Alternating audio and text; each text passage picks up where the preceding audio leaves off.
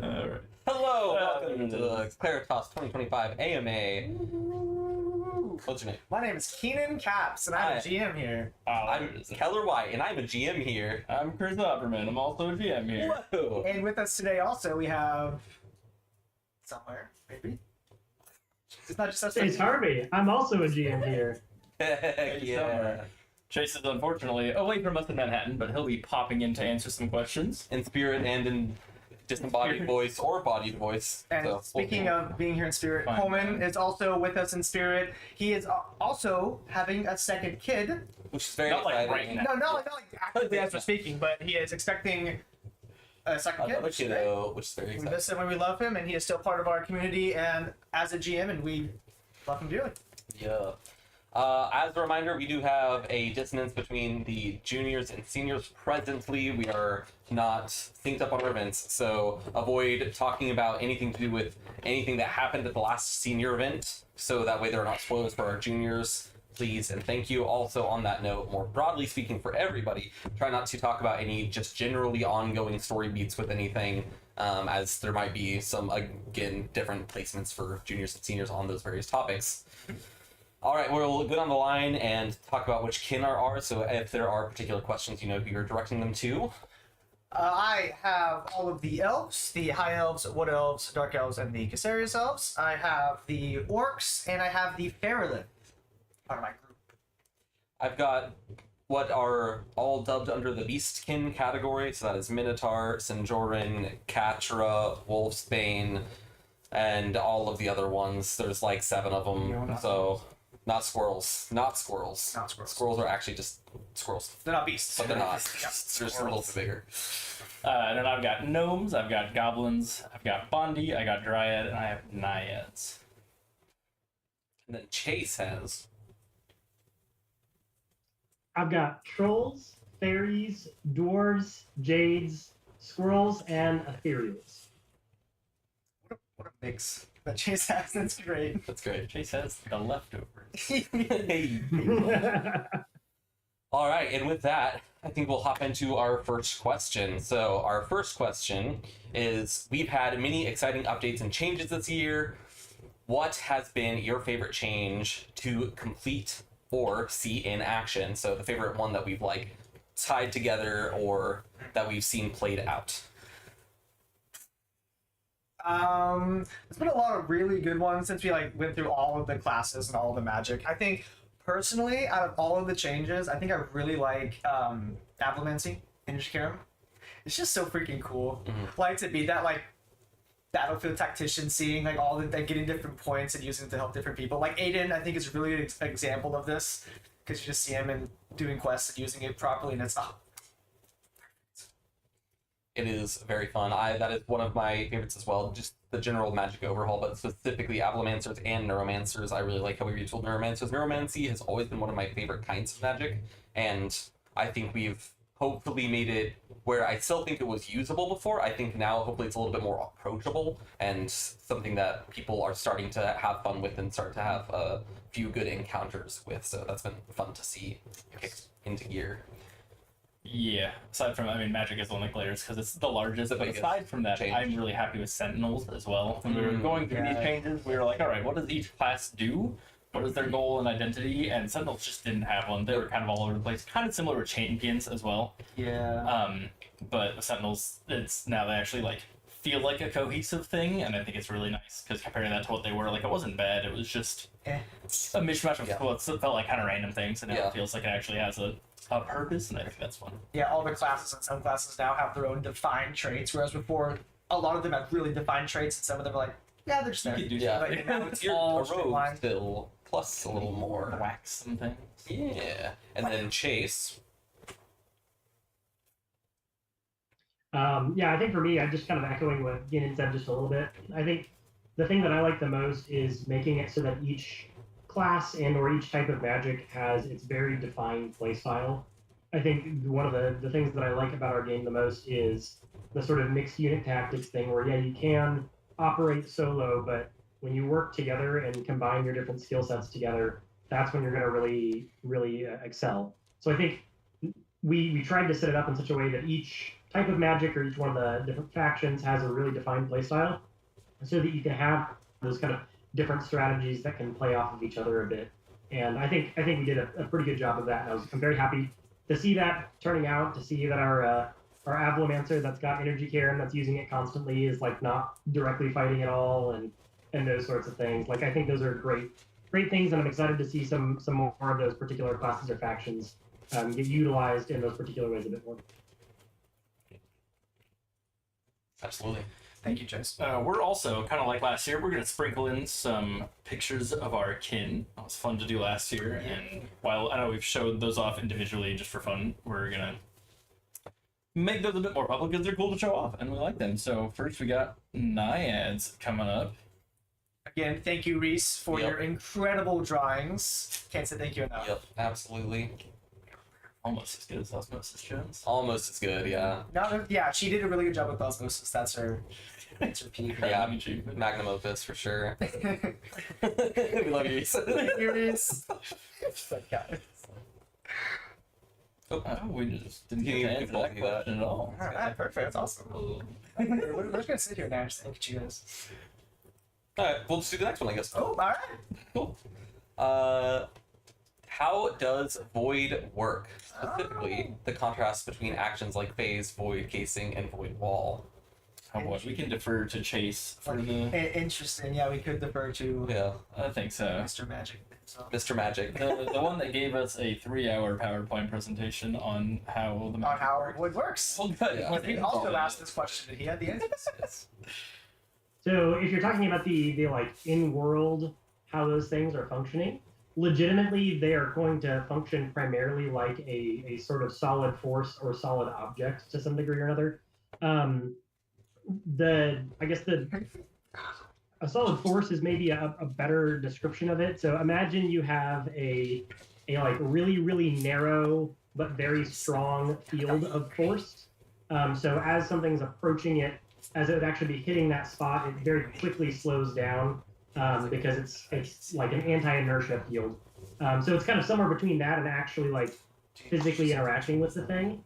Although if you were to walk up and touch it, it wouldn't necessarily feel like it wouldn't have like it wouldn't have a particular texture to it. It would just kind of repel your hand in a really short area. So what's actually happening there is just very like specific, very small, narrow area repulsion. But it would appear in this sort of like physical interactive sort of way because of how narrow that margin actually is.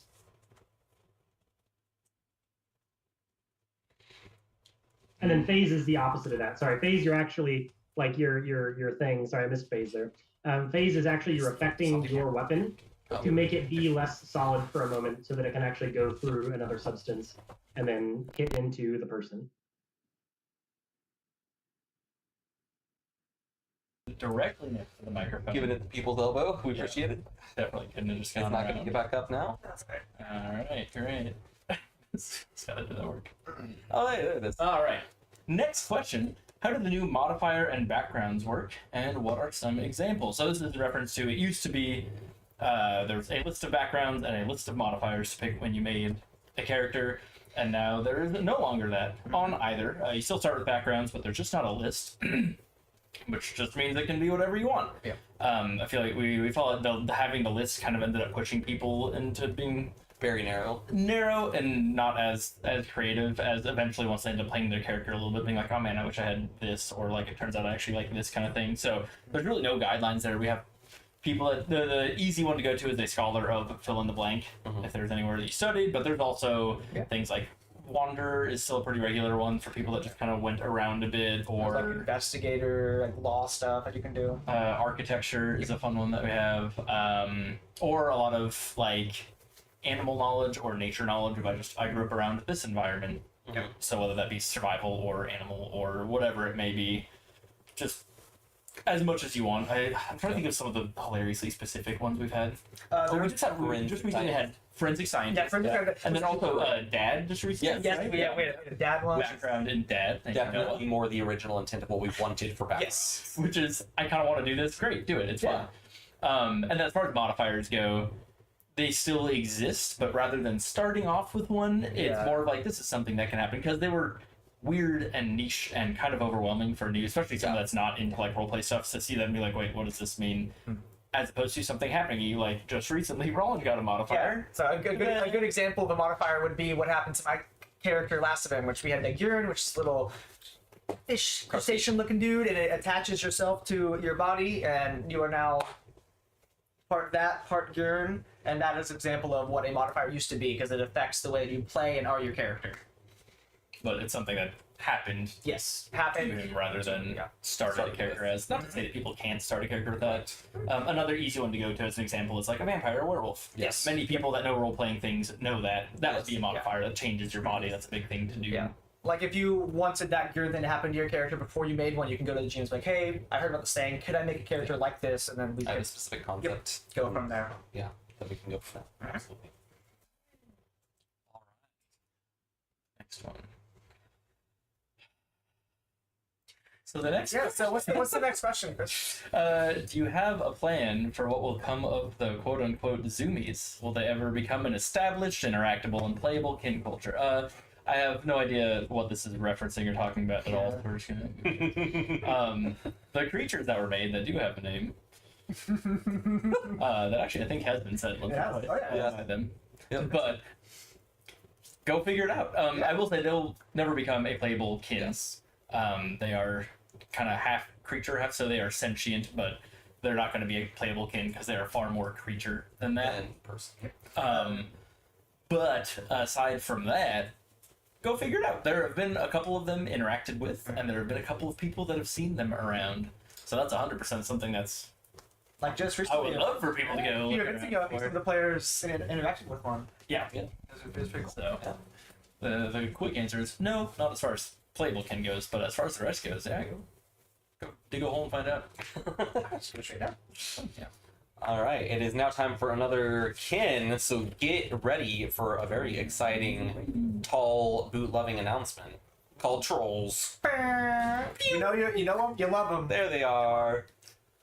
They do an honest day's work. Let's get some claps in the chat. Let's get some hoorahs, some yip yip. This is one of those that I was like, yeah, I know what these look like, and then I saw it and I was like, oh. Oh no, I don't actually. Yeah. I was just enjoying. I was like, I put Skyrim. Like, I know I go. Actually, no, it's different. Very fun. All right. Hope you all enjoyed the troll. Very good. All right. The next question. You can have this one. Yeah, thank you. So the next question was: so is Etzel just like a normal dude who hasn't died yet, or is he special? Scale of 1 to 10 on the specialness meter. We do have one of those. We actually do have one. Etzel is just he's just an old Fairlith. He just hasn't died yet, and he has no idea why. And he's just I think he's special in the sense of like this old like grandpa who just has a bunch of stories. Yeah. I think like he's special in that sense. Like Oh, everyone's special. exactly like Mike and Iola. Like he was special. He was awesome. Typical. And so Mike and Karn. he is 10 out of 10 Ooh, special to me because he There you reminds go. me of an old grandpa. that is very special. Oh, very I special. just simply refuse to die. It's like the man simply too angry to die. Yeah. Just happy. Yeah, Yeah. he's so content with life. He's like, why would I go anywhere? Why would I leave? Like, why would I That's leave? the secret to eternal life. Just don't. Exactly, just don't. Easy. The next question is: will the Heros storyline come back? Are they around? Have we missed them? They were actually at a recent event, so you should talk in your Discord and see who interacted with that. They are about, and the more big things happen, the more likely you'll see them kind of crop up temporarily. Yes. Great question. Yeah, very good. All right, next up, we have, from the perspective of the average kinsman religion, what's the relation between the sculptor and the carpenter, and who does the average kinsman understand the carpenter to be / have been? I would say, from my perspective, from the kinsman religion, is if you were a kinsman living in Rexportum, you would understand that the carpenter was sent by the sculptor to more or less oversee the workings of Claritas and to see it progress, not necessarily to influence or to create anything. And the average kinsman would be taught and or assume that the carpenter is just one of them, just like a normal kinsman that you could meet anywhere. he was not supposed to be standing out or not supposed to be anything of importance, and so you could come up in contact with them pretty much anywhere. But other cultures may view this differently. This is just from the Kinsman.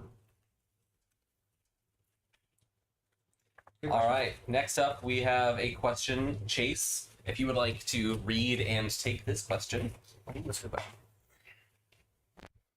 I would be happy to. Thanks for asking.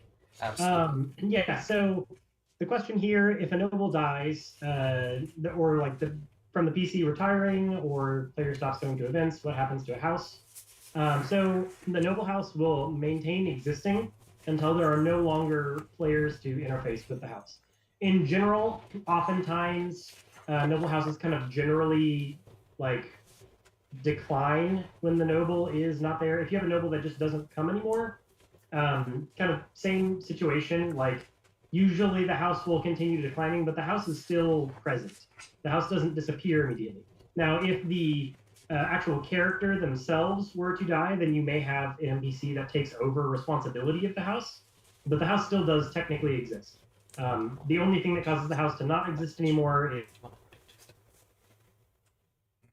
is if all of the players and all associated NPCs are gone from the house, if that makes sense. So like if everybody leaves the house, then the house is no longer existent.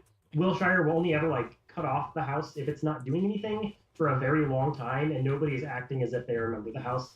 Then Wilshire will go to those members and be like, hey, is this a house still? Yeah. Can we take this off our books? That sort of thing. So, but in general, it continues to exist unless it naturally kind of goes away, even without the noble. Very good. Thank you, Chase. All right, next one. Is industrialization in Claritas inhibited by a lack of fuels, or is it simply that gnomish-style technology has not existed long enough for it to become widespread? If you guys have anything else to say, especially Chase being a dwarf, you might have some input on this, but for the way I see it, I see this in a lot of other like kind of roleplay-esque things, or fantasy-esque things as well, is when there is an external or another source of power, i.e. magic in our case, that kind of inhibits things because people just get really good at doing that. So industrialization, in a sense, for most people just isn't necessary. Like taking something like high elves that are super, super magic induced, they just don't really need to, because anything they could get by industrialization, they can already do with magic. So it's more that just things go in different directions based on whatever that kin values where they started with. So gnomes happen to be very tinkery, and so their culture has kind of pushed them towards what we would consider industrialization, but it's not like they're any farther ahead as a society than any of the other well-established kin are. Just they all have their own different ways, whether that be goblins, just the amount of manpower needed is why would we industrialize, and we can just throw 1,000 workers at it and it'll get done just as fast, or using magic, or whatever that may be. So not necessarily inhibited, it's just what we consider our like modern industrialization is just not necessarily necessary for most of them. Yep, because what would a fairy looking to do with a... Or they're just content Yeah. to make some food. Yep. Chase, you got anything on that?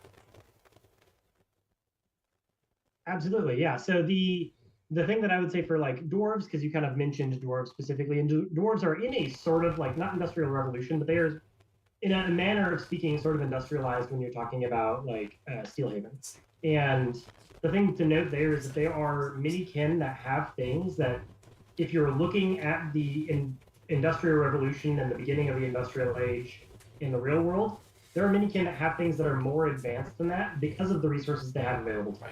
And there are plenty of sources of fuel, whether that be through some magic thing or through just natural materials that can be burned. And so one thing notable about Claritas is that plants tend to grow pretty quick. Trees grow back pretty fast compared to a lot of other places. So lumber is actually genuinely a very good source of fuel that restores itself much faster on Claritas than it does in the real world. And so to some degree or another, dwarves have more advanced material understanding than what early industrial Europe would have. But they just don't industrialize the exact same way because functionally the things that they're interested in or the things that they're intending to do are different. And notably, there's not the closest thing to something like unto like a gunpowder substitute would be just Magic itself. Magic is already filling that role. Right. So a lot of the things that you would normally associate with the Industrial Revolution are just not going to happen on Claritas because of how it's made. Additionally, another one of the things that you think about with the Industrial Revolution is things like cars and whatnot. In general, Claritas is not gigantic, and so having this something like a train that can stretch across the entire continent is not as necessary or as needed. Could it exist perhaps, but because it's not as needed for the societies that are there, it's not something that's being sought after. And if it were to be sought after, it'd probably be done through, like what Chris said, through Magic and not through kind of a more traditional industrial style. You can just hire a wizard for like half the cost. Self-work.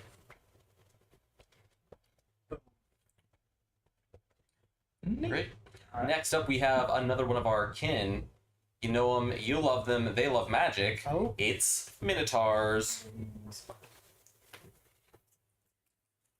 Another big thank you to Reese. As always, everybody. Let's get some flames and some magic bursts in the chat. Yeah, let's get some. Alright, so, alright, chat. Let's chat, clip that. Please don't. Please don't. Any of this, if you see this anywhere, we'll, be very upset. Well, no, you know. Yo, I know, but you know. We know that you know. Alright. Alright. This is a good question. Next up, to all of the GMs, are there any completed storylines that you had really good ideas for beats in the story only after it had concluded? And if so, what were they? Do you have anything? I got one that's to start off with. Maybe not a huge storyline, but just a quest that I made to kind of be a just pretty simple go beat 'em up quest. It was during the darkness when there was the big old bandit guy that had stolen the sunstone, the rock that produced sunlight. And it was there, a lot of times I had to be real in depth with the quest, which is great. And then sometimes it's fun to go just pump something. And so the next one was go beat up the big bad bandit that grabbed the sun rock.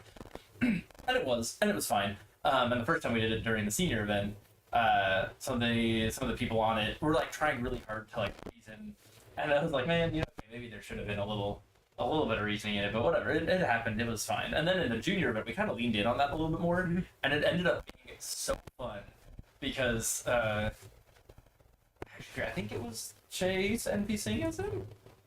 I don't actually remember, but he just embodied it that well. But it ended up being this really entertaining, like, kind of slow bandit guy. Like, I got this thing, why can't I have it? And they're like, well, fair, I guess. And like, it was a really funny back and forth that ended up with him going and working with this, like, kind of crazy scientist that they found as well.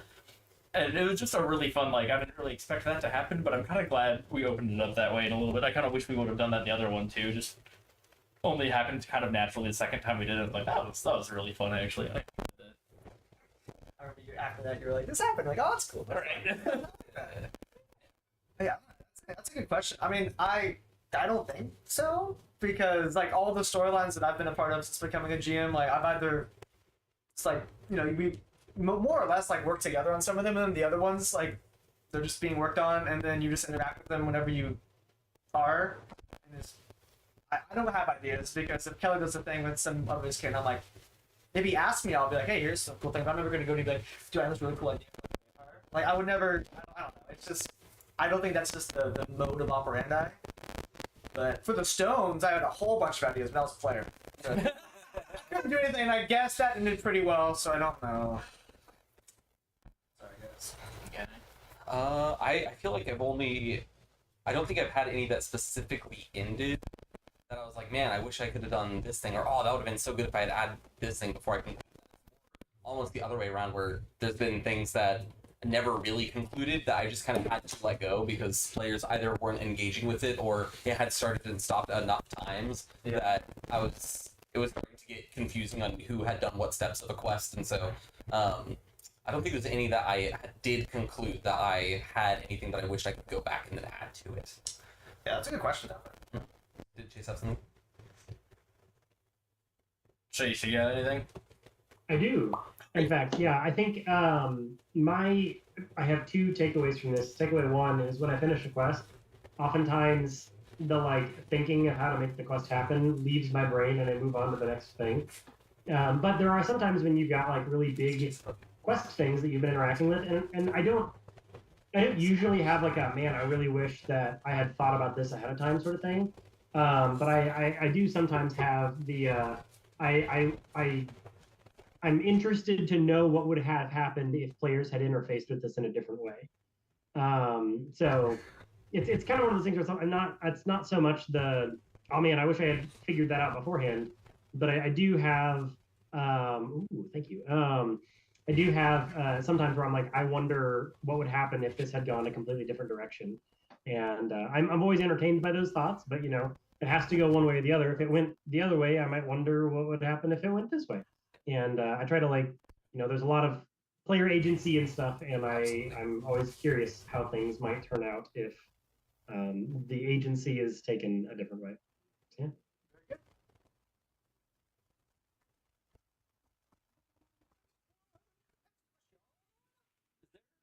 Get magic tattoos on purpose and not just from pirate crafting do a favor to. Nice. Can we send engineers to apprentice so we can all get magic tattoos? That's actually really funny. There's been a good bit of looking in and around about magic tattoos because there's some interest depending on what you mean by that. Like you get a tattoo from magic and you like burn yourself, but like you know, brand sure that can work, but like a tattoo that is inherently magic in world poses some issues because any shape that creates magic, like a rune, is really specific, and skin is not. It changes a lot. So the things that cause that are, I won't say dubious, but more specific than just somebody that can write a scroll can also just tattoo that on your skin. That wouldn't quite work. The pirate vibe is a way to think about that. Pirates, as a general thing, they are always covered in tattoos, and they use those to kind of indicate what they do and how good they are at it. It's one of the things where like if you grew up around it, you know what it means, and if not, it just looks like sleeves of tattoos. But they'll have things like what their job is, what they hunt, if they hunt, how they hunted, how many of them they've killed, things like that. All put in like an example would be like if somebody is a kraken hunter or something like that, they might have a sleeve of a kraken, and then the amount of suction cups you can see is basically tally marks, stuff like that. But the underarm of the right side is always left empty because that is where anything that either if you've killed somebody unjustly is a funny way to talk about pirates, but in ways that didn't vibe, or you owe somebody money, it'll get basically magically branded there, and so you can kind of judge people that way. And the way they do it is they'll get an avlomancy gem, and it'll basically brand your bone, which will then seep through and show onto your skin, and it'll be a really specific enchantment. So the only way to get rid of it is either remove your arm or that section of bone, which isn't very practical, or it has to be that same gem that gave it to you can be the one that removes it. So it's like a semi-permanent way of forcing people to keep, not just cover up a tattoo and actually show that they owe something. So that could fall under the tattoo itself isn't necessarily magical. It is just something that'll show up on you, but it is given and taken away by magical means. As far as a tattoo that actually like applies or uses some kind of magical effect, they've existed before. Yep. All in kind of various individual specific ways. So some people have some. Go ask them why. But there's not really a regular a magic tattoo shop. I guess there are probably tattoo shops that give. Yeah. Sure. Like the super That's special on kind of edge. tattoo shop. It should probably also just like dye the tongue. There you go. Yeah. Hey, it should poison the Great. On that note, Next up, why do some people exist in both worlds and some only in one? Is that a coincidence, or do people tend to flow from junior dimension to senior dimension?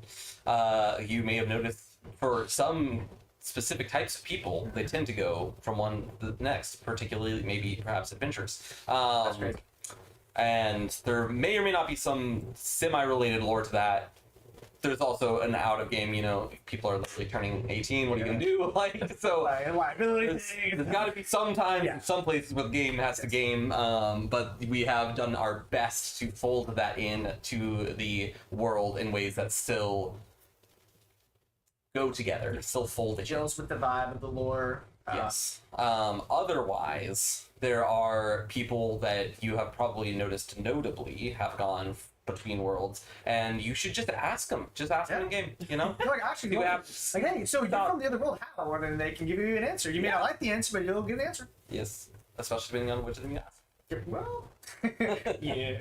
Yeah, but that would be my recommendation. Is there is logic to it. yes. So It's unfortunately deep lore. it is That's a great description of unfortunately deep lore. yes. That is, you know, Ironically, there was like an in-world event that caused that split that really nobody noticed. Yeah.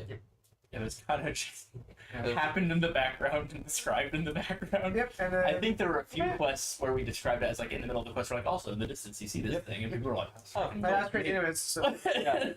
that's like by far Yeah, the whole lot of dubious magic across a wide swath of land. Oh, So it's always dubious magic. I mean, what magic isn't dubious? That's facts, actually. From some bush somewhere. All magic's bad. Just some dwarven agreement grunts happening from himself. That's about what we expect from him, honestly. Yeah, that's fair. All right, if you want to introduce the next one. I saw we're doing another kid. Yeah. Sure. All right. Next one is big, thick, and Nasty. You know them and you hate them, but it works. All right, well, you're allowed to say it. Yeah, it's like they call, you know, we love them. They, I just said big and thick. That's but they're also like nasty looking. Like they're like I don't know, they're muscular and they just like they probably don't take care of themselves. They Like don't, yeah. let's be honest. Yeah, but again, As always, a fantastic artwork done by Reese. we're just gonna say Can never that think you every single time yeah. because it's true every time. she's probably like We should sneak in like a crayon drawing by one of us. Oh, we should. This one was by. Yeah. Thank you, Reese, so much for going all out on this one. Yeah. This one's Keenan's. It's going on the fridge. Mine would be so bad. All right. Next question. What is the most detailed / extensively intricate mechanic or piece of lore each GM has made? I mean, we watched a 3-hour PowerPoint by Chase. Yeah, that's fair. That's my answer. That was a like we have this stuff. It does kind of Yeah. work. Yes. What hard rules can we make that like actually Yeah. link all of this together, and then we just stick to Chase on it and Yeah. give us a 3-hour PowerPoint I had presentation. over the course of the years made the basis of all of the magic systems and made sure that they were copacetic but over the course of somewhere in the ballpark of a decade, a couple of pinpricks started to have some friction, and so we were like, all right, we need to we have once a year we have an AMA, but also once a year we have a GM retreat where we talk about lots of very extensively intricate, detailed mechanics and lore things.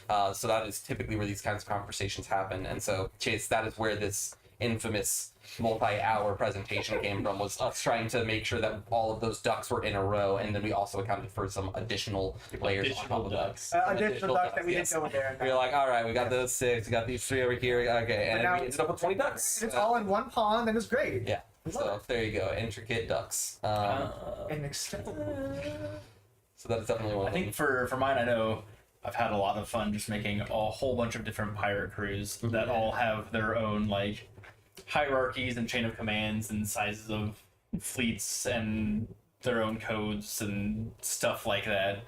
So there's a decent amount there, and it's one of those like probably will not all get interacted with at any point, but it's there to inform different things, or if we need a thing to happen, it's like, oh, this fits that already. That's probably either that or making a little creature and then thinking way too much about how and why it exists. little guy. Yeah. That's always fun to do. Make a thing and just like you create a backstory and they don't interact with it. Like, well, that's cool.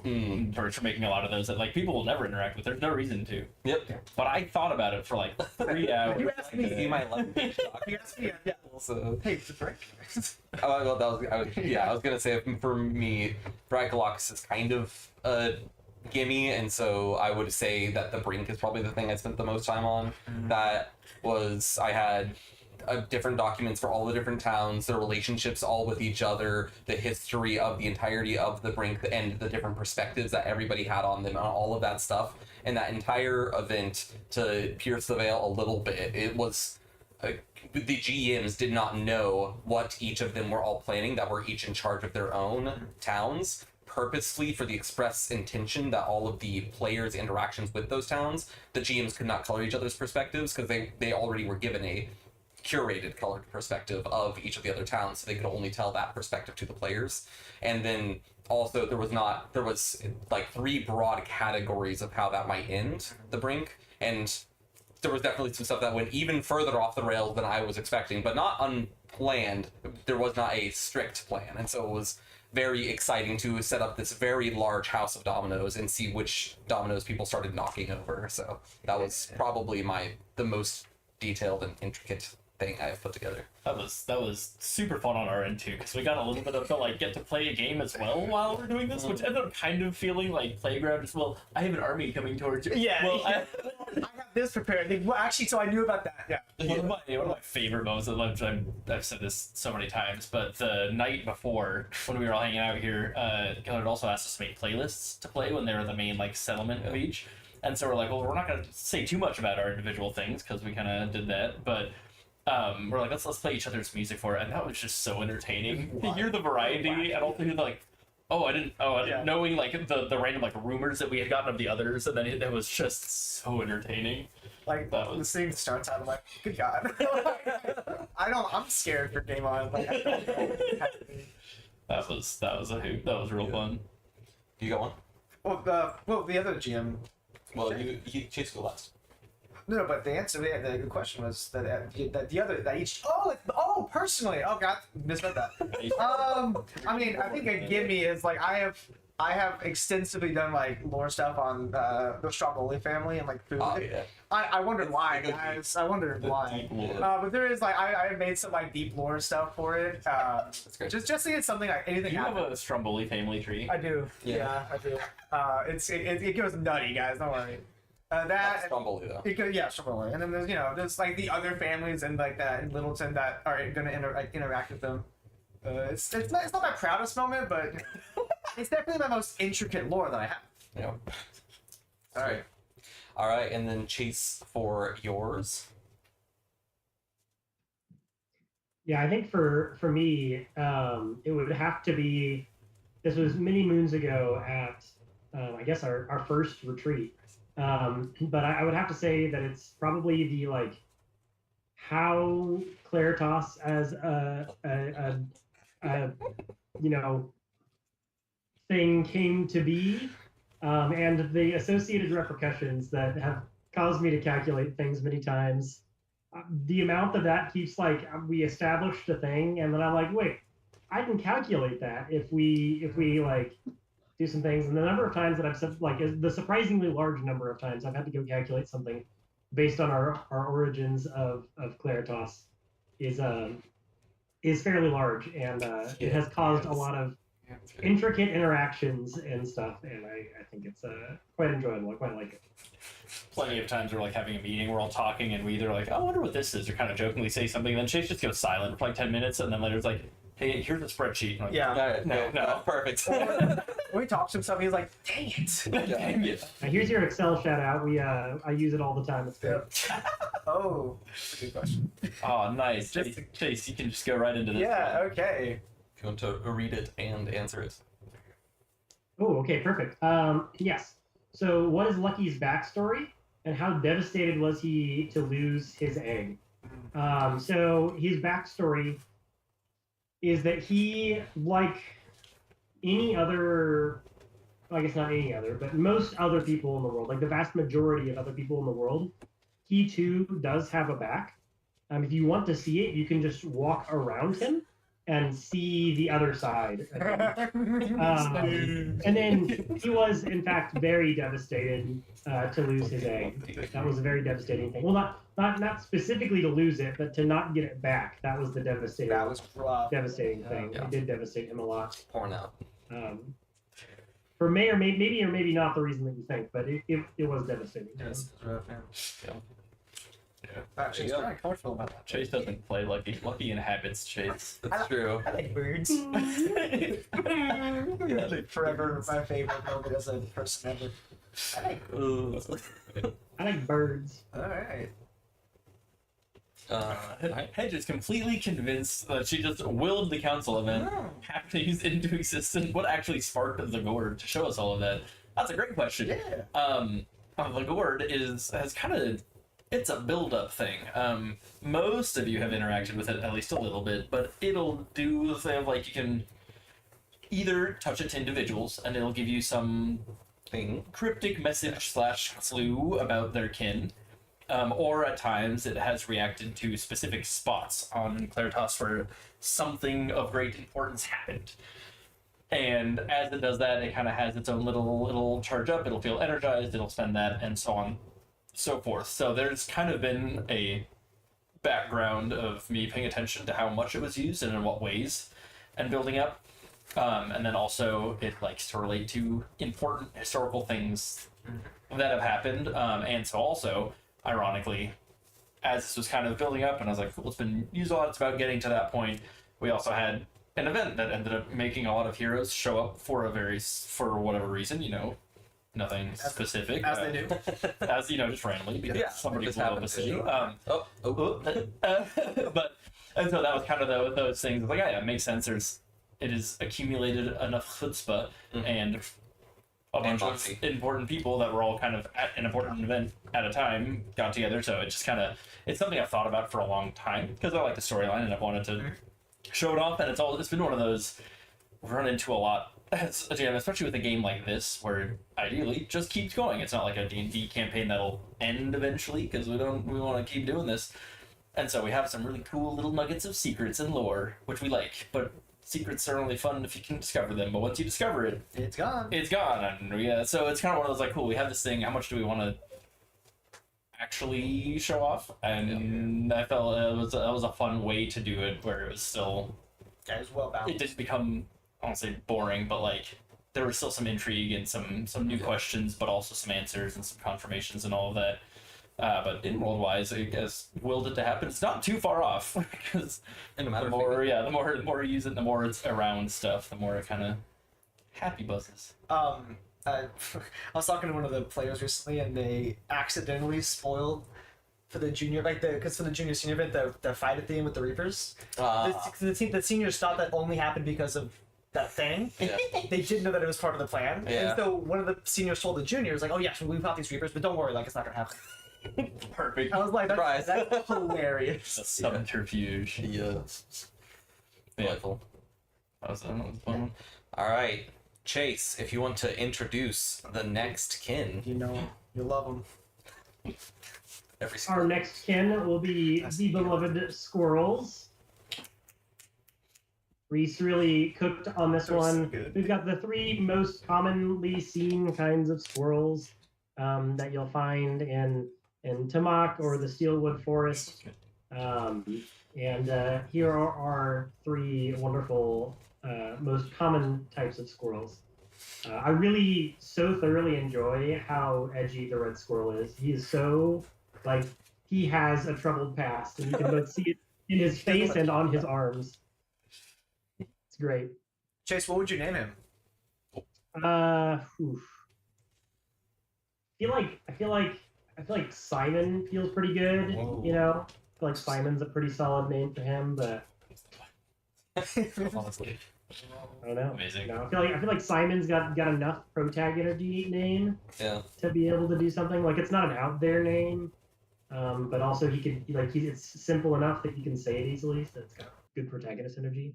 But yeah, no, I love all of these so much. I think squirrels are just terribly fun and awesome, and being able to see them brought to life by Reese has been an absolute treat, and now you get to see some of them brought to life as well.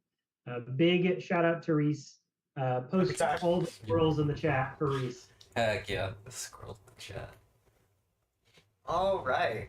Now we can all hit this a little bit. Yep. Next question is, which kin allow other kin into their militaries? Which is great. A lot of our, we kind of have our, Wiltshire is a mix, and then everybody's like, it's this kin kingdom. And there is a varying amount of mixtures in the kingdoms, the main capitals, which is easy to kind of glaze over. Yeah. That's a great question. Let's see. For mine, honestly, mine are probably some of the least inclusive, because for goblins, they would probably take them. Nobody else would want to join that. Aside from, we have had a few players join the higher up spec ops. Yeah, it's version. Skylar's having an asthma attack over here. We're doing great. The squirrels got to him, man. Can you imagine having to join the goblin military and that was like But ass out. yeah. Zuli would love that. For gnomes, their military is relatively loose. They have guards and kind of like the general police system, but they don't really have an active military. In their past, they have been self-subject to a good couple of have a city, build it up, and then kind of accidentally just erase themselves by going a little too big or too hard with some things. They've not tried to start wars, but kind of like Cold War themselves into not existing in a couple of places a few too many times, because that is their nature. So now they have a very strong, like, we're going to not go too far, and just kind of they focus on we're going to defend ourselves and not do too much. So their main way of doing that is just heavily trapping all of their cities. They've got like a coming of age thing, which is build something or make something to add to the city and society. So that's kind of about a halfway of half of them will help with the building or some kind of, if anybody's been there, they have like good aqueducts and actually like a sewer system and a lot of them, and a lot of those will just be individual projects, and then about half of those are adding a trap to the city.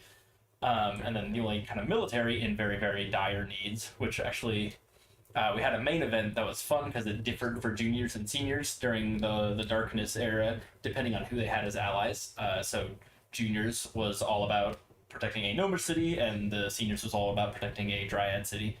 That was either branch by branch or stone by stone. So the juniors got to see it, the other ones didn't really, but gnomes also, in semi-garden gnome fashion, entomb a lot of their dead in ceramics and decorate them.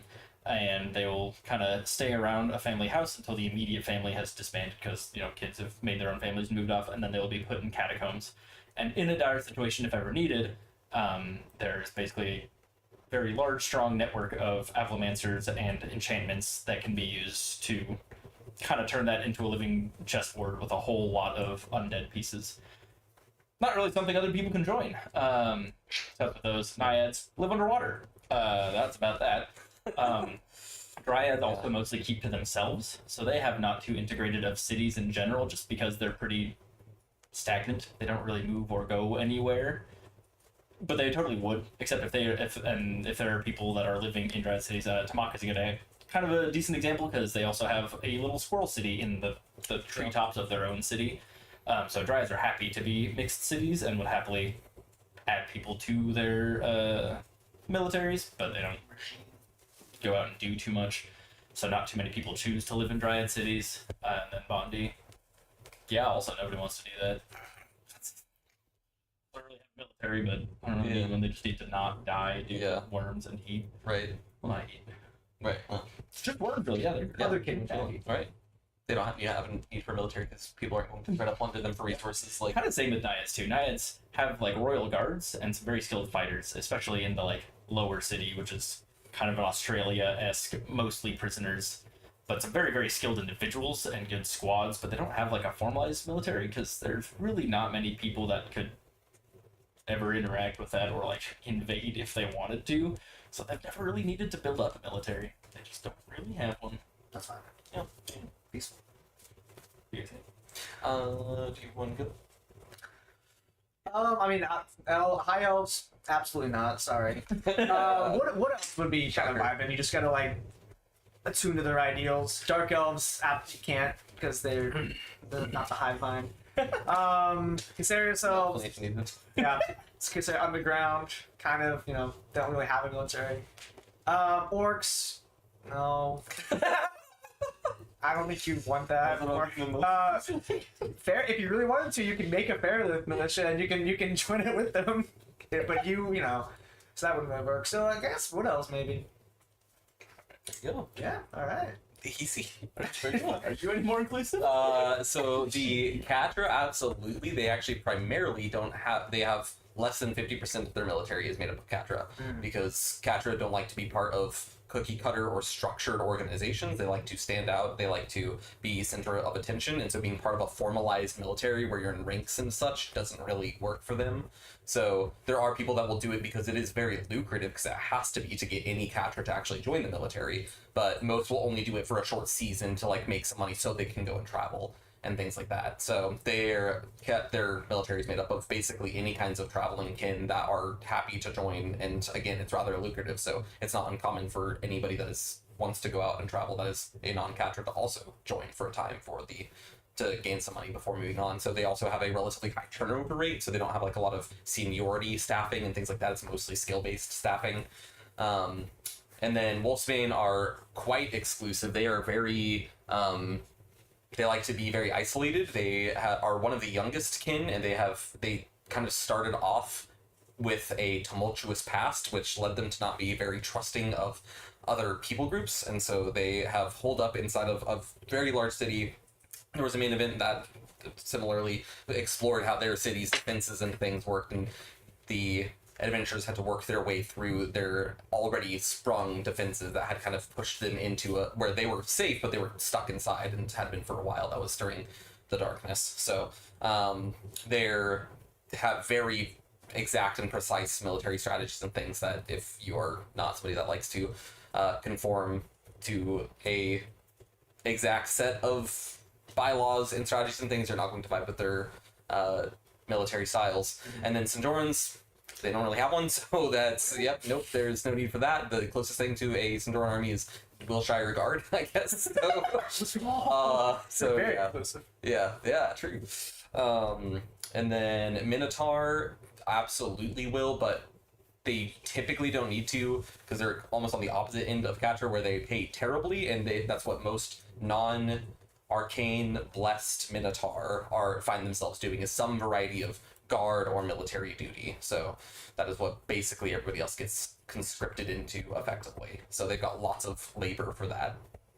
And then what others are there? There's Yona. Yona do have a military, but they don't really typically get attacked. Their military usually is going to defend things with the KCPM, and so they don't. There are people that would definitely join them, but it's people that are looking to be philanthropists that want to just do good for the world and trying to find people that need help and to go into rescue situations. Think of it almost like an emergency worker kind of thing. Is more their military than an actual like work here to fight a massive war versus thousands of people. And then is there any other I'm missing? Yeah, I think that's it. Yeah, sure. Chase's turn. Yes. So for my canon, ethereals, there's kind of a few different groups of them. If you're talking about One Cloud Militia, they do technically allow other people in, but they're a fairly small group and they move around a lot, and so they have like a few other kin about, but it's primarily just ethereals. And then the other group of ethereals, which are like the ones that actually like stay clustered in their own little city, they actually have a guard that guards the city that is made entirely of non-ethereals. So it's entirely used to be a bandit crew that got converted into a set of guards. And so for them, they're guarding, although they're just guarding the city, they're not actually being used as like a proper military, and that city's not really attacked very often at all, or if just in general, not at all. But technically, that's all other kin. Then squirrels, they absolutely do allow other people into their military, purely as like auxiliary type thing. So currently, they've kind of had little mixed scouting units that have had monkeys in them. And then also they'll have like other kin as kind of auxiliary units to help it out in a variety of ways. The difficult thing for squirrels is that the way a squirrel army fights is not particularly conducive to having a normally sized kin in or around them also fighting alongside them. So typically speaking, if you're talking about like typical military ranks, it's going to be very squirrels only. But like some sort of auxiliary or some variety of non-combat role would be totally fine for a kin that was not a squirrel. For Jades, not really. No, they kind of hold to their own. They're very, yeah. And then dwarves, you're welcome to. They're very abrasive, so most people don't care to join their military. And so you're welcome to, but it depends on the actual dwarf noble that you're fighting under. Each noble is going to be a little different. Some nobles might not like that. Some nobles will. But their dwarves are generally pretty abrasive, and people don't usually like trying to fit in with a group of dwarves. Fairies don't really have a formal military at this time. They've kind of got a little city guard, but that doesn't really count. And then trolls, their military does include otherkins. In fact, their capital city is about 50% otherkin, primarily smaller kin, but about 50% otherkin. It tends to be the case that trolls do actually most of the combat themselves and have a lot of the smaller kin for some of the less combat roles. But some of the smaller kin will be mixed in and helping out. Trolls are not a particularly organized military. Additionally, they don't really go out and do a whole lot of fighting. They're more or less just a glorified city guard, because if trolls get attacked, then war trolls start just appearing from the woods around Troll City and make it really hard for any attacking force to continue attacking. So trolls don't really have like a big formal military or anything like that. But otherkin are absolutely allowed to join. Very good. So about half and half, Yeah. I did forget one, and it's Fawn. Fawn do have a very formal, structured military, and it is almost exclusively them going into other people's militaries. So, like Catra have a fair amount of Fawn, and you'll probably see in some of the orc skirmishes. And it may not be particularly mentioned, but there'll probably be Fawn as part of those conflicts. Fawn help the Yona a fair bit. Fawn help pretty much anybody and everybody. You'll see almost a part of most major conflicts are some amount of Fawn there. So yeah, they usually integrate into other people's militaries readily. Other people don't typically integrate into theirs. They are a fully socialized civilization, and so it's very hard to work your way into that system if you weren't like raised inside of it. And so they are happy to try to integrate people into it, but a lot of people find it difficult if they have any amount of materialism to them, because they are very what's the word? They don't have very many nice things. So minimalist. yes, they are very, very minimalist. Yes.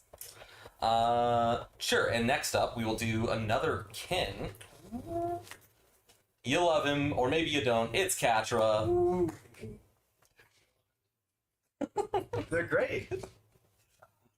Yeah, look. Yes, we've got a no-lease Catra in all of their glory. The stunning golden mystique is absolutely delightful and complements the main well.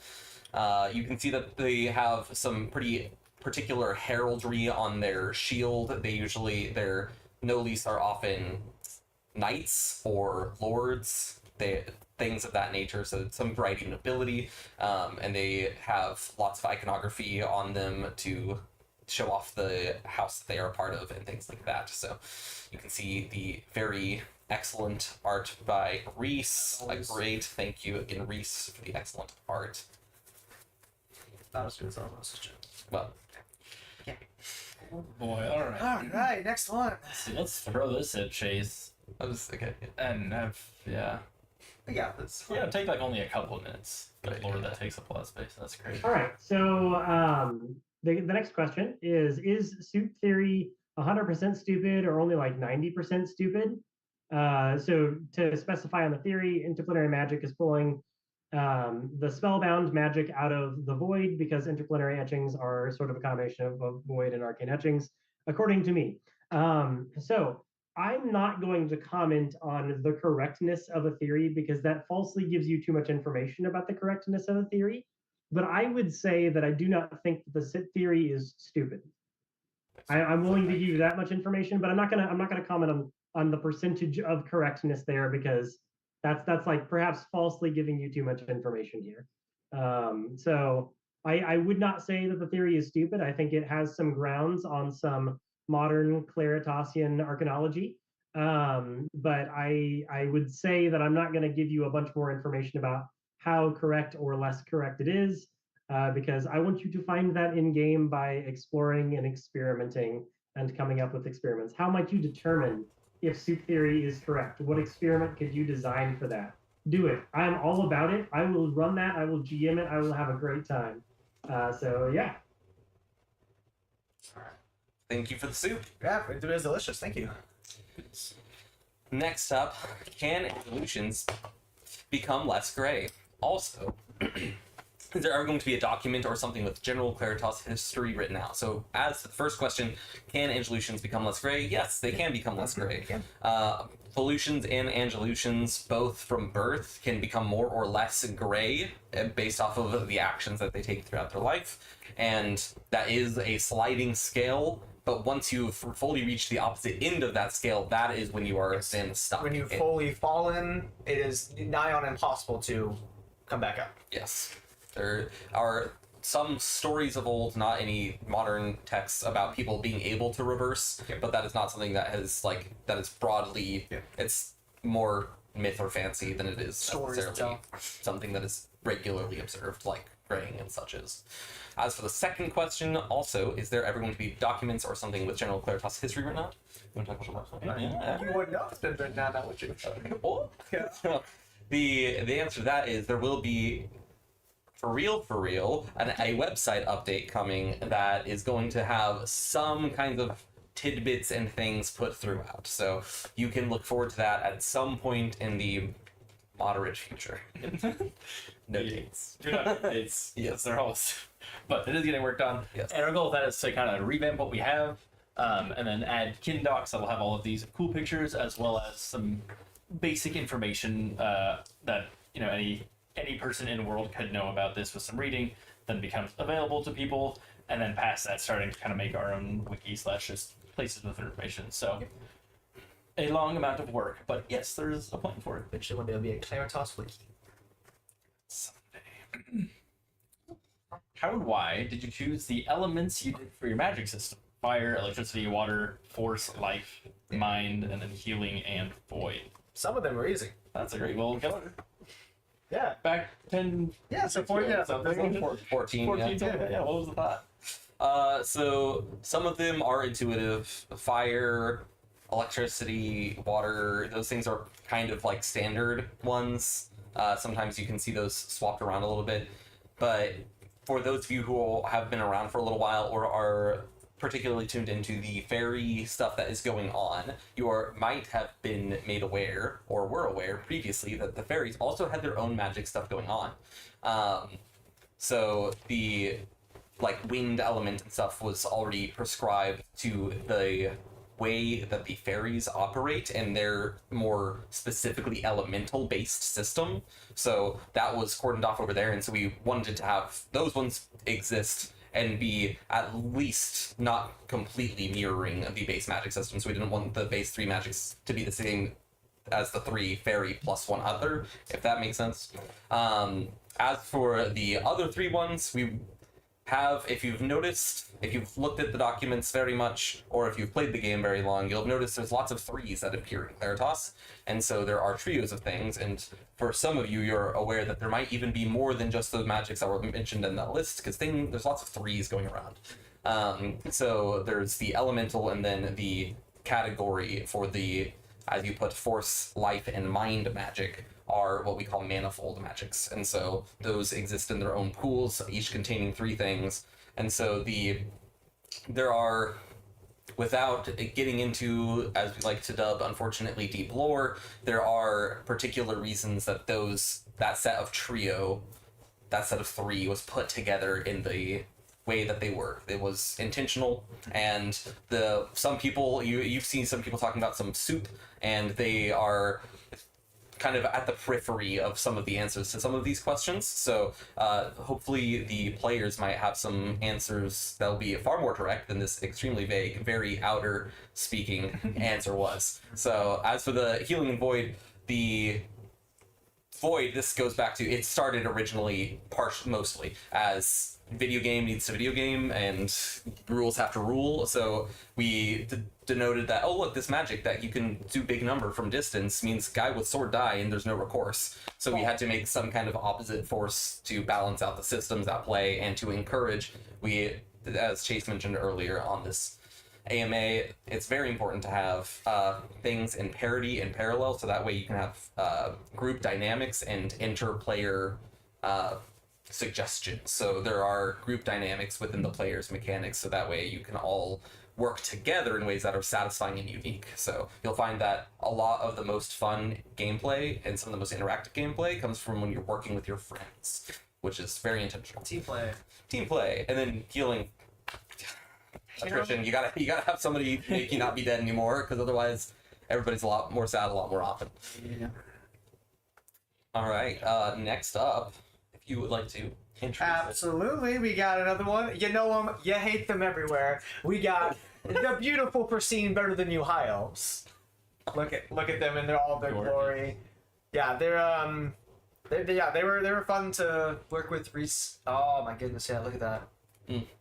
God, Oh, man. Doesn't he just scream pompous? Yeah. Like he's like I'm better than No, he says it polite. He doesn't. Oh, sorry, yeah, no, sorry, yeah. He makes you feel like he's right. Like, I'm better than you. Like, yeah, you are. You really Oh, are. you still turn the page with your Oh, hands. Ooh. Oh man, dude. Niels, if you're watching, you best high elf. It's so good. Can't correct it. Well, Aiden, yeah, if you're watching this, you suck. And all the three. No, I'm kidding. I'm kidding. But yeah, thank you, Reese, again for the amazing jobs. Oh, of course. All right, next one. The old map had Goblin Kingdom, and the new map says Korba. Why the change or rebrand? A mixture of long ago. Starting off, it was just kind of a here's this kin, here's this kin, here's this kin, here's this kin, and then still quite a while ago, we're like we should, there are actual names to these that make sense, and so we started being a little more fluid with, it's not like just every kin is just all blobbed together in one group, so that's when we kind of started talking about populations and how mixed they are, and whether it's one city or just a grouping of cities, and so on and so forth, and then names as well, which happened a little while ago, but then we just kind of kept our map the same until we updated to our newer, bigger, more leathery map, and tried to kind of have a pretty conclusive update with that to make things more in-world, as opposed to here's where all the goblins live. Yeah. So those are just kind of updating naming conventions that we had done behind the scenes for a while and had been saying, like speaking when necessary during a quest, but not really, I don't want to say publicized, but yeah, that was just now everybody can see it and be like, oh look, that looks different. That's cool, but not complicated. Yeah, and to expand on that, like there's Korba changed from Goblin King to Korba. The Catra Kingdom went from Catra Kingdom to Gentile Grove.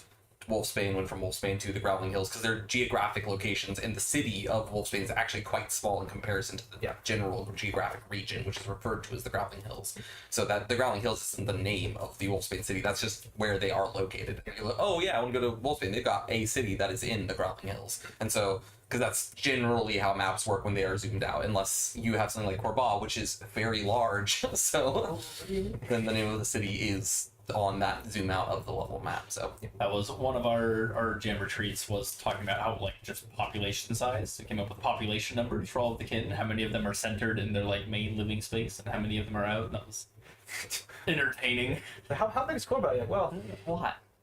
Yeah, so I'm trying to like find different like real world cities to try to kind of find like, okay, what actually makes sense here. It's fun, so on and so forth.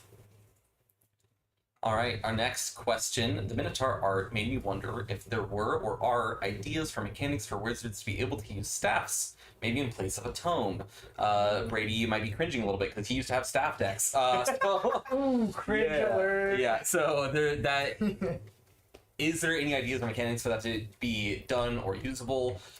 Absolutely, and by that I mean if you want to flavor something in a particular way that is not going to change anything mechanically, you are more than welcome to, as long as you ask a GM first. So this would be a great example. If somebody was like, it's really important to me that I use a staff, because I think that fits my vibe, especially if like I'm playing like a 700-year-old elf, and so it really just fits the vibe to be like, I've got this wizened nature about me, and that will enhance that specific vibe that I'm going for.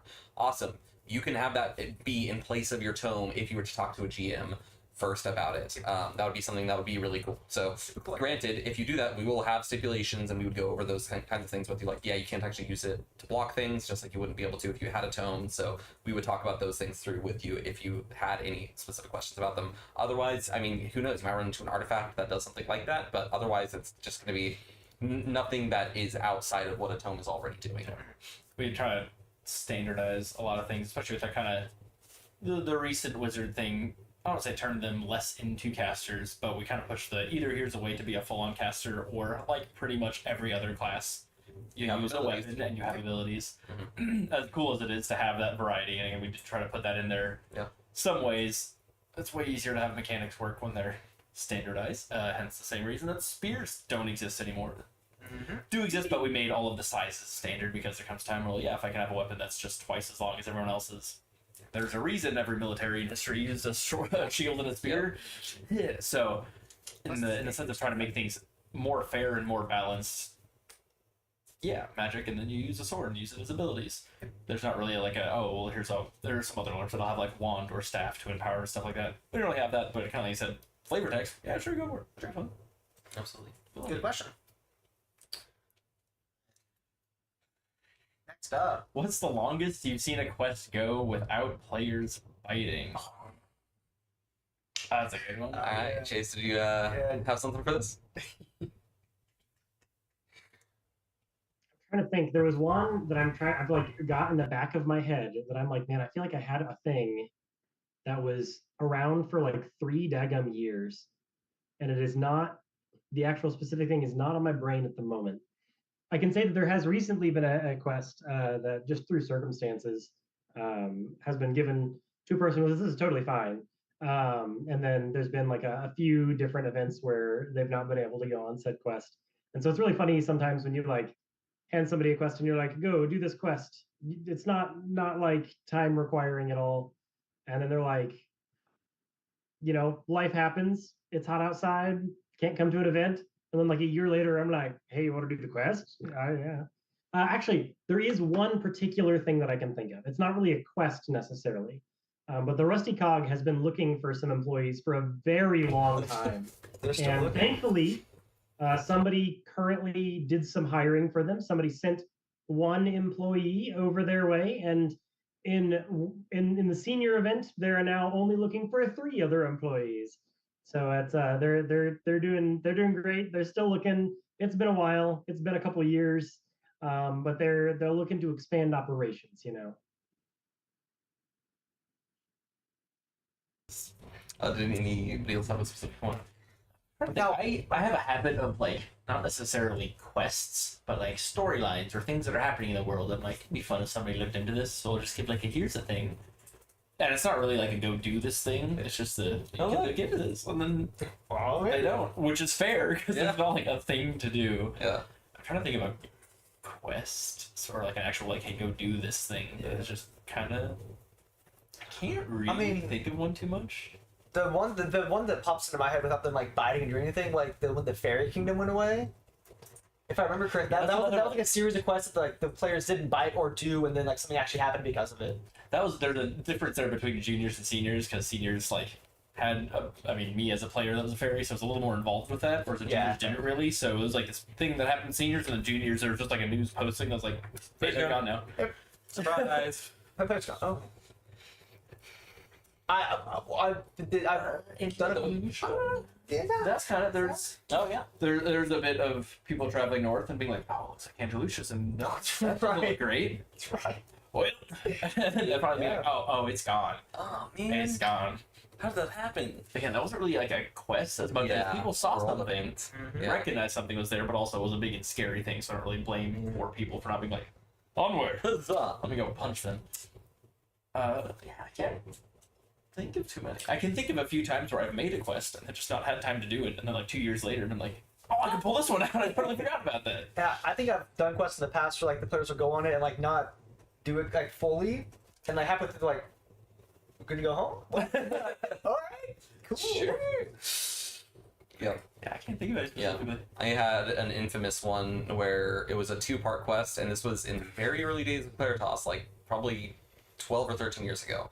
And you ended up with a notebook, a diary, after getting into a basement and finding some people doing some dubious experiments.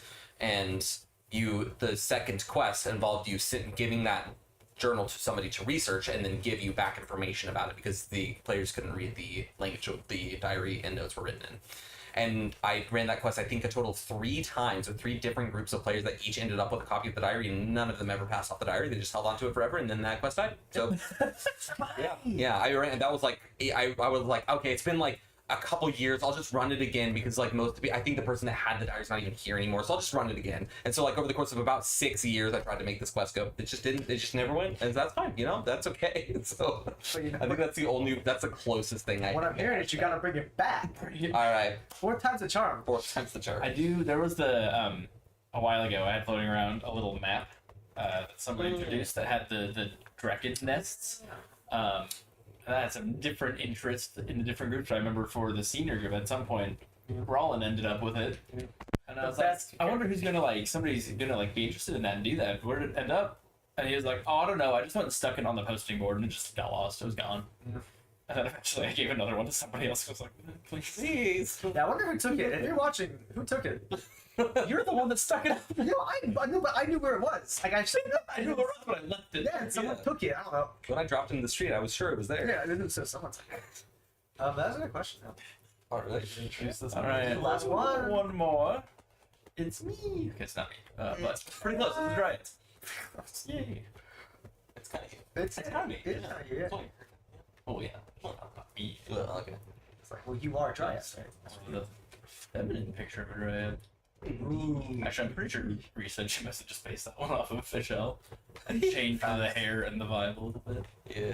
I can see it. I like it. And look, there's another staff. I understand why you asked that. Staffs just look cool. Staffs are dope. Also, fun fact: dryads aren't trees. Yeah. They do in fact have flesh and blood. Yep. So any of you bark skin jokers out here. People keep being like, so are you full of wood? Ow. What? So if I let you on fire, would you burn? Would you burn? You Yes. Ow. Ow. Please I don't. by fire. So would you. That's crazy. And as always, again, we can't forget. Thank you, Reese, for joining these. Yes. Exceptional, as always. All right. The next question, Julie's typing, Nope. keep it together just a few more minutes. Thank you, Julie, for keeping. Thank you, admin. Let's see, what's been your favorite acting moment by a PC? Ever? I really like looking around on quests and seeing Noah asleep. That's great. usually as his character. Sometimes he actually just falls asleep, but I don't know that I would qualify that as my favorite. Maybe just an honorable mention.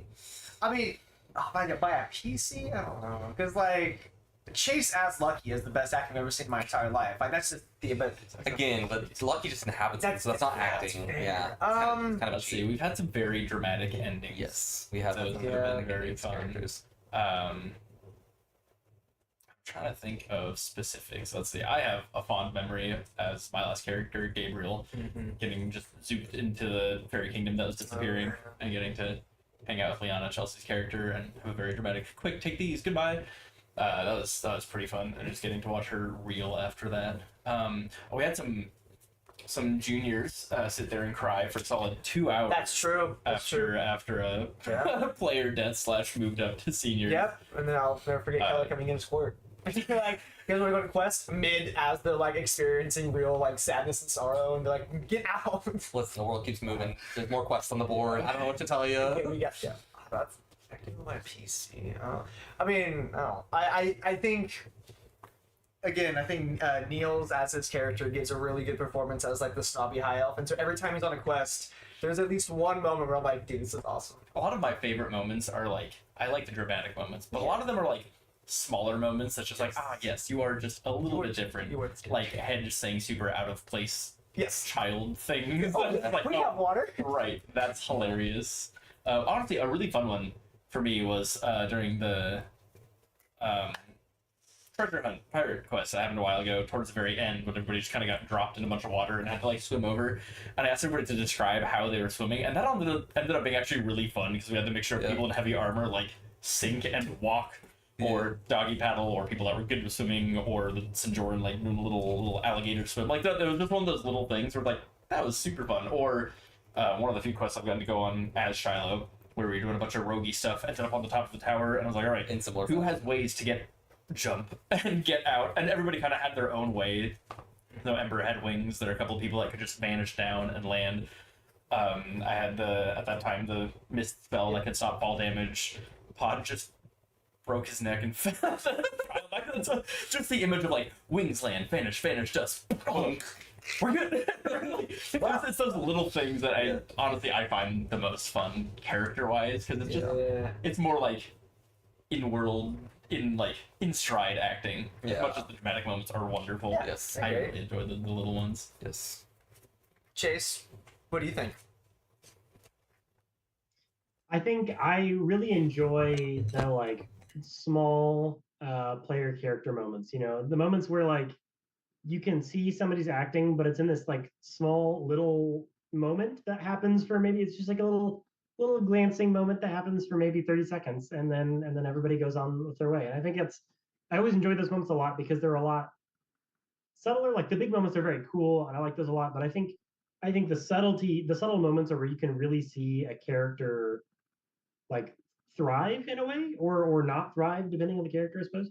But like I think the subtle moments are where the living happens. You know, the big moments are big, but the small moments that's your everyday. That's how you interact with the people that are around you. That's when you find out the small things that matter to the character that aren't some gargantuan world-ending thing, but the things that a character cares about personally, and it doesn't just care about because they're obligated to, because it's a big world thing, right? It's the individual kind of character things, and I really appreciate that kind of stuff. All moments that matter. All right. Just speedrun some questions. Which kin is the most caffeinated in spirit? Oh, but come on. Bondi. Yeah. Yeah. Yeah. Yeah. They, they are. You meet them for a minute and you get like 5 questions and you get just the most hyped up energy. Like they I had questions, 2 bruises, and the fear of God. yeah. Name all of their memoirs. Yeah. But at least caffeinated. At the least caffeinated? Trolls. Jack trolls. Trolls. Yeah. Are fun. I like that. How many rapid fire kin vibe quests can we get? Quick, go. Give us dumb little kin questions. Who's your favorite kid and why it's squirrels? Because I think more than That's it, about it. alright. I think Fawn are my favorite kid. Okay. Favorite kid. Favorite kin? Favorite Well, Squirrels. mine. Squirrel. Yeah. Oh, sorry. Yeah. It's just squirrels. Fairly fun. Yeah, I don't know. I don't know if I have a favorite one. I Least favorite? probably Oh, I'll leave favorite? it Yeah. forward now. Shoot. Ah, me. What did we do? Ooh, let's see. Kin that has rarely been played. We've had Gnome. like a gnome. Yeah, in We've fact, had you know, a fawn. we haven't had a dark elf in a while, but there was a dark elf last event. Recently, yeah, Last we event, got one recently. Yeah, Bondi. we had- Or no, we now have a Bondi now. Bonnie or Doe. We have Not a played. Bondi. Are there any that we haven't had? I think we've had at least No. one of every kin. We do have one. Yeah. I think so. I think. What elf? I have like only like I think 2. Yeah, that's not been very many. Yeah. I do think we have at least one of it. Yeah. Yona I haven't played a whole lot. I know that we have. No, Yeah, we got a we few. yeah, We had a just couple. recently Yeah, a had couple. some far. Yeah. Oh no, yeah, there's. I only have one. I like 2 Bearlith. Don't No know. one likes my kin. So We also just have a lot. Favorite kin to NPC? Troll. The troll is so fun. It's such a good you time. can just slide in and then just forget that you're NPCing. That's just so fun. It's real. Also, I mean, maybe not to NPC myself, but I enjoyed watching Chase just be the most trash of gnome in the world. That was so fun to watch people flounder with to just being a terrible person. It was so entertaining. And I do like being high elves just because you can turn that part of your brain on. It's like that much of an a-hole. Yeah. Sorry, Chase. Quick answer to any of those. Go. I'd have to say, I mean, I love playing trolls. Trolls are just so much fun to play, and then also squirrels. Squirrels in any situation that has like writing involved or other kin, it's great. So trolls or squirrels, definitely. Okay. It's my favorite hat yet. That's my favorite hat yet. Okay. Are we on to the last question? That's Aw. insane. Okay. What? Puff, want to the last question? What does it say? It said, You got the cat launcher All ready. "What are you looking forward to this upcoming year?" Updates, trends, storylines, etc. I'm looking forward to just like having a good time with y'all. You know, like we do this cool thing once a month. We have some good times. We got the feast coming up that I'm excited about. We got some events coming up that I'm excited about. And we have one more update that's going to be super dope that I'm excited. And once that's done, I think we're just going to thrive. Yeah, it's been awesome. Yeah, we've talked about it a little bit. We're working on a crafting update. It's pretty much done. We're just kind of naming and making some things. I'm very excited about that. That's gonna be a fun shift that I like. I'm also excited that our numbers are going up pretty regularly. It's a little intimidating, I will admit, but seeing us go from the like regular of 20, 25 to now pretty regularly like around 30 has been super cool. Many a wonderful new player. Yes. And, Yes. like all of the new players we have also been super just immediately into it and great sports. Yeah. Really fun. Out of all that, the thing I'm looking forward to this year and next year is seeing like all the new people coming and like meeting them and just I love seeing their first time experiencing our game. And be fully overwhelmed. Oh, it's the best. Everything. They're like, so I did this thing, and like, yeah, it's great. Yeah, that's great. All right. The thing I'm probably most excited for this coming year, since we're like halfway through the year, I think it's the feast. Everybody better register. I'm just kidding. Imagine. That's the only thing I'm looking forward to. This feast is gonna go crazy. I mean, it's No, I'm really looking forward to the website. It's been something that's been cooking and simmering for a little while, and I think it's going to. A lot of the like questions you can feel that the community is ready for a handful of things that the website will do for us, like being able to see those kin pictures and descriptions and things like that more readily, and even if it's not something you're planning on playing, just so you have a better idea of the world and the things that you're interacting with, is going to be really cool. Along with not looking at a parchment paper background literally everywhere you go nonstop. I get it, it works, but it's nice to have some kind of switch up sometimes, maybe, I guess. So yeah, I am really looking forward to that. Of course, events are always a great time, but it will be particularly nice to have that website in place. Chase, if you would like to tell us your thing that you are most looking forward to this year. Yeah, this coming year, I'm really excited to optimize. You know, I'm a huge fan of optimization, You've been doing a lot of and that. I like optimizing things. And you know, as we have more players coming in and around, I try to find little spots to optimize and improve things.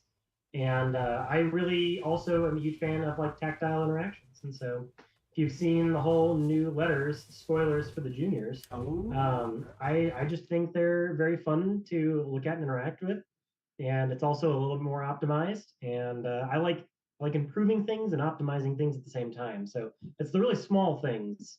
But every time one of those things happens, I'm just like, yeah, it's more optimized, and I like it.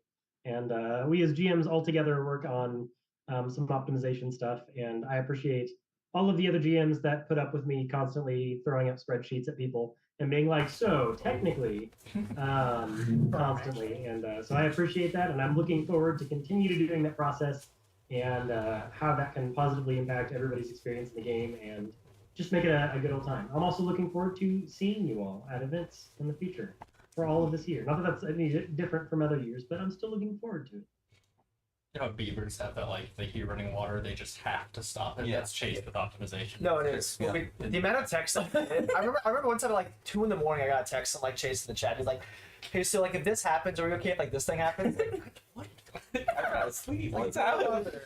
It's great. We love you, Chase. It's all very appreciated, and whether the players know it or not, they are feeling those changes and optimizations at every event. Whether they like it or not. Yes.